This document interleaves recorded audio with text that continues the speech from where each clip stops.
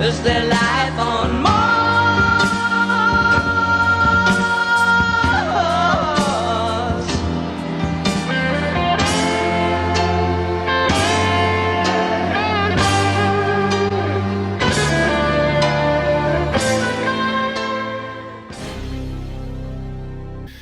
As you probably noticed, there's a Martian think tank. Well, it's an image that was beamed back from Spirit rover just before it terminated in 2003, I think. You know, it's caused lots of debates. You've probably seen it yourself and wondered what it is. Is it a pile of stones? What is it? Well, there's a lot of questions that can be answered with the help of Bob here, which is why I've done this whole Finding Bob thing, because it's a very big story and it's very much to do with Mars as well. So say there was a dimensional link between Mars and Earth, a tear occurred, because if Mars was positioned inside Earth, so to speak, but you know that's where they correspond. They're in separate spaces in the universe, but in terms of the unified field, let's say, they correspond in the same space proportionally. And Mars is smaller than Earth, so if there was a hole on the surface of Mars, it might correspond, as would appear to to suggest, that about 3,000 kilometers below the surface of Earth, this hole would have opened up, which would have been water hitting magma. It would have exploded. The water would have come up. There would have been a split would have occurred. It would have then come out, and after the water after and during the water transiting from Mars to Earth, you would have had this huge great tear where magma would have then come up also and spread across in all ways once that tear had been created over the old floor and all the landmass that had existed there. You know, everything would have been buried, or just it would have been under the magma that was spilling out from this tear. And is there any evidence of a wave where we could see, you know, we could see how a wave of magma had actually travelled across the entire half the planet, creating the Pacific Basin? And here we have the most incredible geological feature. It's called the Sandwich Islands, and I call it the little lizard. It looks like a little lizard's head. So on the west of this image, left, you have the Pacific and the Pacific Basin there. Above there, you've got the lower tip of South America coming down there, and then at the bottom there, most south, you've got Antarctica, and you can literally see how there's been a sea of magma that has broken through there and butted up and created the Andes in South America, and spilt through this space and finally come to a stop at this point where it's obviously been cooled by this flow of water that's also there, that's been slowing it down as it's been going. And it's whatever's occurred, it's consumed half our planet. It just stares us in the face. And that to me is Bob Dobbs. That's subgenius truth. That's the truth that exists beyond the truth that we're being given, the truth that stares me in the face, the subgenius truth. And that's what Bob's all about. Subgenius. It's about seeing beyond the belief mechanisms which bind us from seeing what stares at us. And if we can see what's happened here, if we can see this whole story, if we've got the courage to see the whole story, then we might be able to see what the Large Hadron Collider actually is. It's got exactly what it is written on the packet. It's intending to make a very big bang, and the only thing that makes very, very big bangs are bombs. And this was basically a bomb. This was a big enough bomb that it can actually... That's what caused this whole thing. That's what we're trying to do with this fission obsession of taking these two units of energy in the Large Hadron Collider and smashing them together to try and create the point of occurrence of the Big Bang. It's a bomb. That's what it is. This is what it does. It's the reversal of creation. That's this whole obsession with war, and that's what I believe is playing out with Europe right now. That's why I do my whole Bob thing. Is, you know, this is my whole story of Bob when I discovered Bob, and this kind of head state that you can enter, which, you know, in this show I've called it the Martian think tank. This ability to sort of put your mind into something which is beyond your belief mechanisms, so you can see a bigger picture of what's unfolding here, and where we're being subverted. We're being seriously subverted. And we know whoever lived on Mars, they lived in the oceans. 20,000 books were added to the to the Paris Library on Atlantis after the Second World War because of all the sightings of underwater cities. And then we've got the corroborating testimony of our ancient scriptures, which is what Immanuel Veliskowski really was the centre of his research, really. The fact there was no Venus in the night sky of the ancients, and there was a great flood. Mu talks about, in the ancient Chinese text, it says that the flood came, 4.5 kilometres above the present sea level on the Chinese side of the Himalayas, and then on the Indian side of the Himalayas, you have the Sanskrit tales of Manu, and then you've got, the ancient Greek tales. You've got but before we even start getting to the biblical tales, and we've got so much corroborating testimony of a massive flood of beyond your wildest proportions. And this geological feature, we have to consider this geological feature, the Emperor Hawaiian Seamount chain, because it's brand new. The first thing we've got to do is kind of start on a bedrock of something which you could get your head around as being fact. But what do we actually know about Mars, where we could start, where it could really give us some key foundation ideas of what's really been happening? And so we'll go to the bedrock. Let's start at the actual bedrock of what we scientifically understand. There was an image that was beamed back by Mariner 9 Mars in 1971 of a geological feature called Valles Marianis. And Valles Marianis is extraordinary. It's absolutely beyond. It's beyond your wildest beliefs in size and geography. First thing is, it's a whopping 4,000 kilometers long, and it's it is perfectly straight, with what looks like a detonation hole in the middle. 4,000 kilometers long. That's like as big as one of our continents or something. It's 7 kilometers deep. Is just perfectly straight. It's an incredible fault line.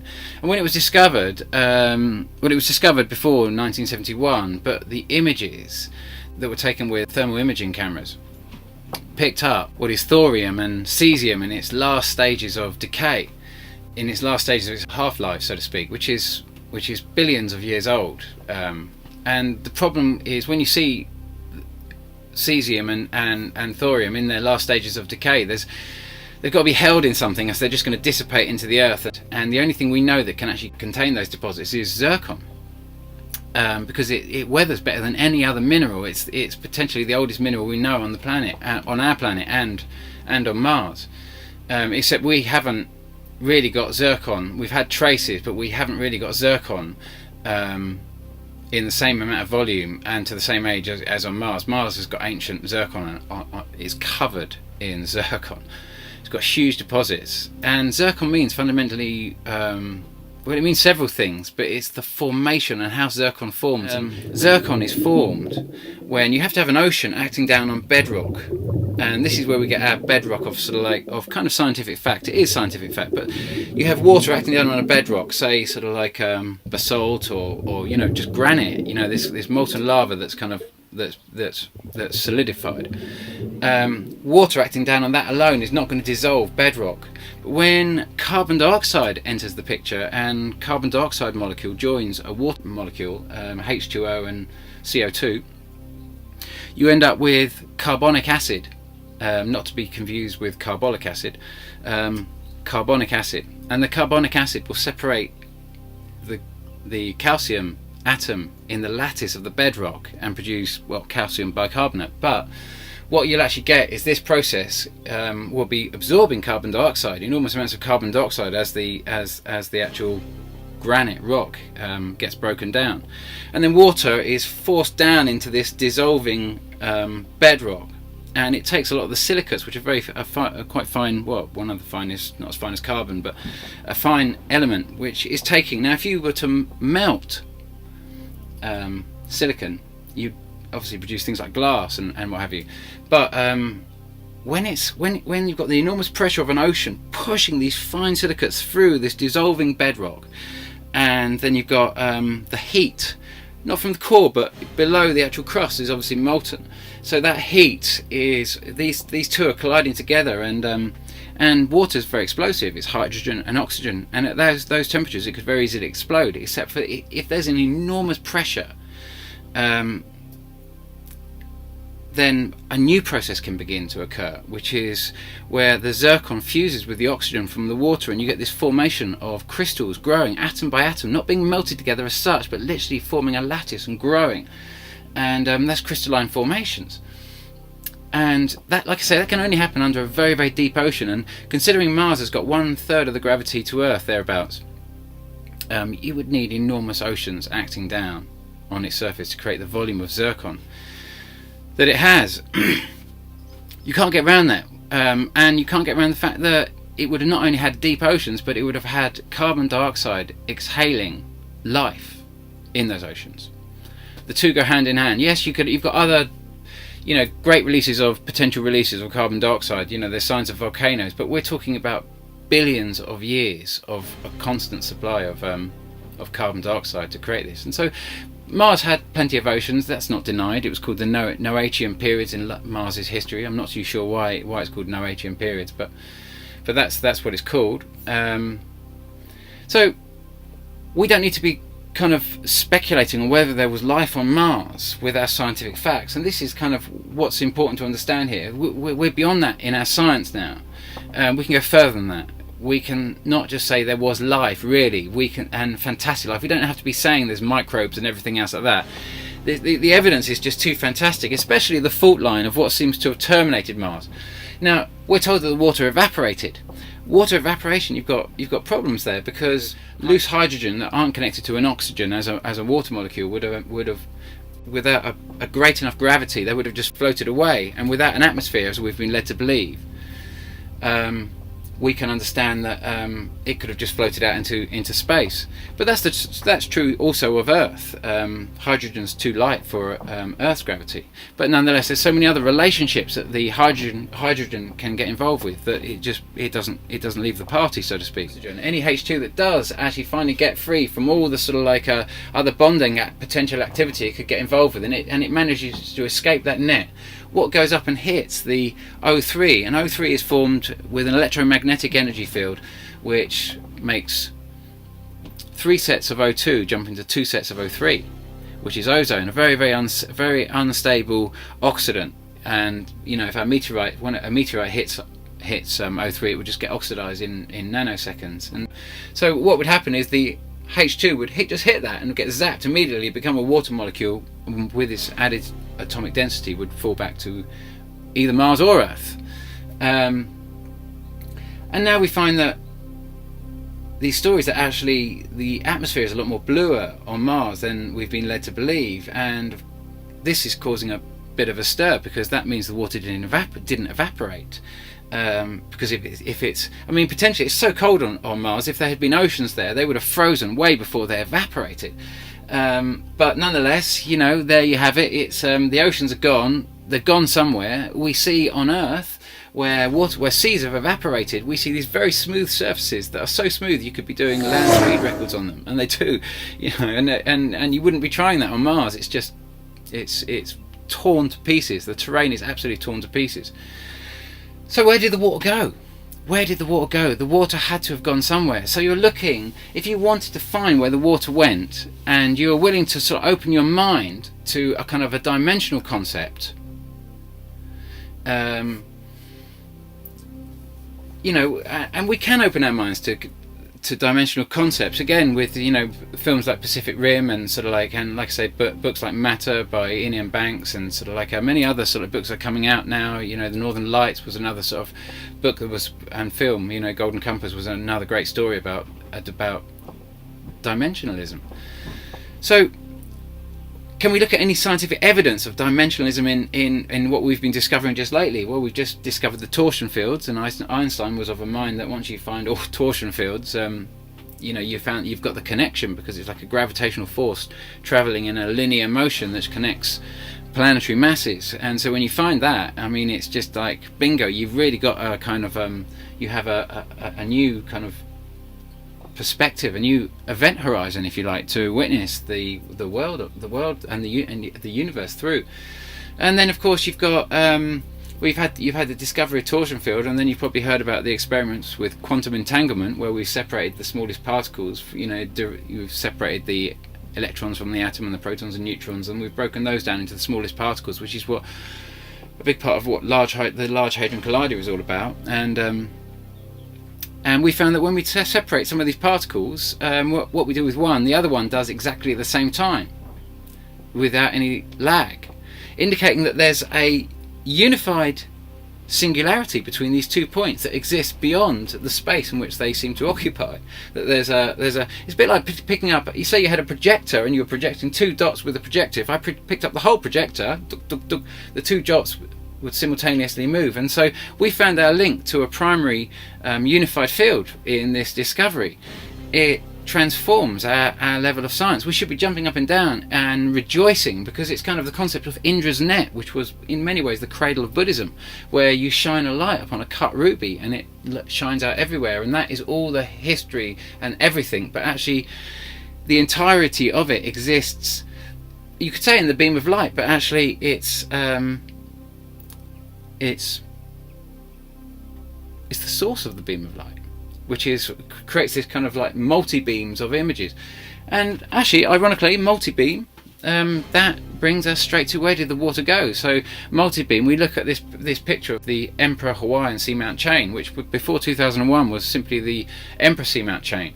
I mean, apparently our governments have known about the whole line of underwater volcanoes, they're called seamounts, that link the 2 biggest volcanoes on the planet by a single event. At the bottom down here on at the location of Hawaii, and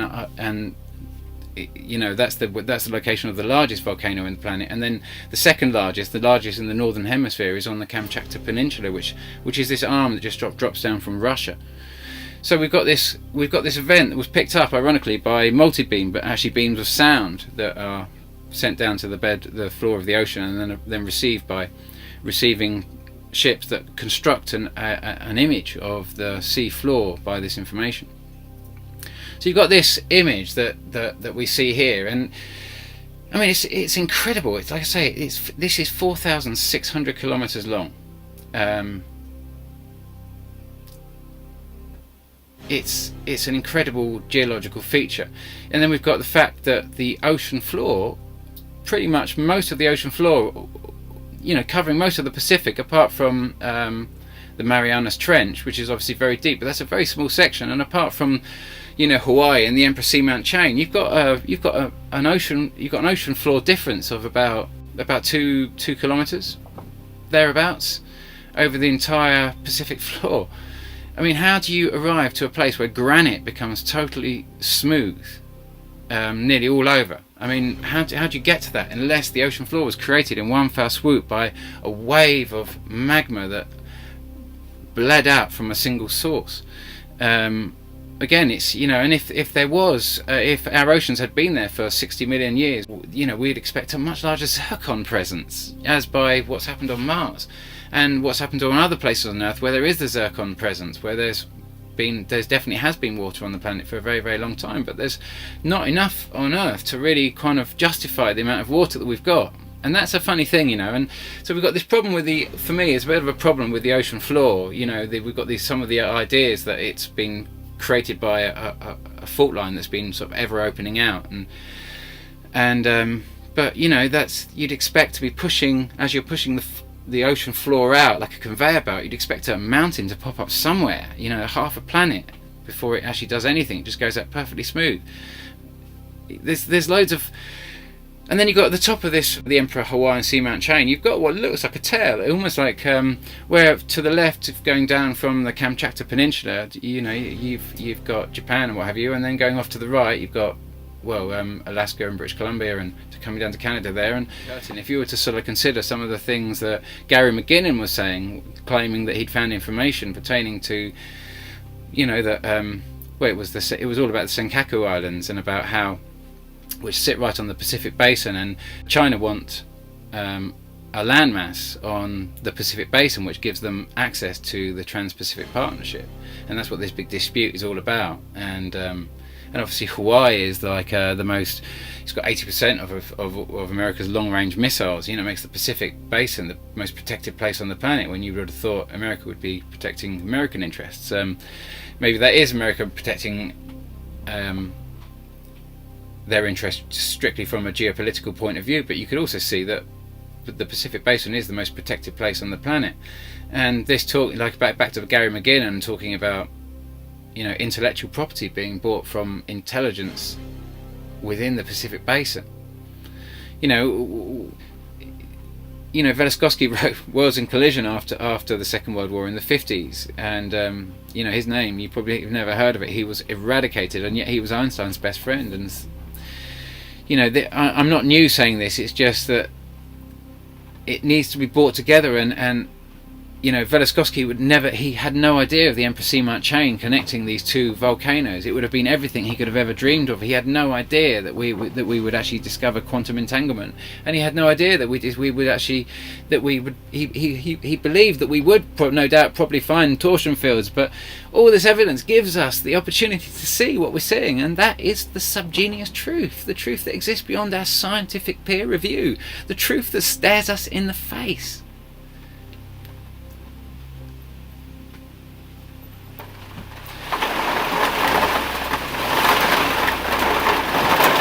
Rain. I feel like Noah saying it's going to rain, except that it's the other way around, guys. This is a play on our water. This is a very old funny thing that's playing out here, and it's an old game. You got to wake up and smell the coffee.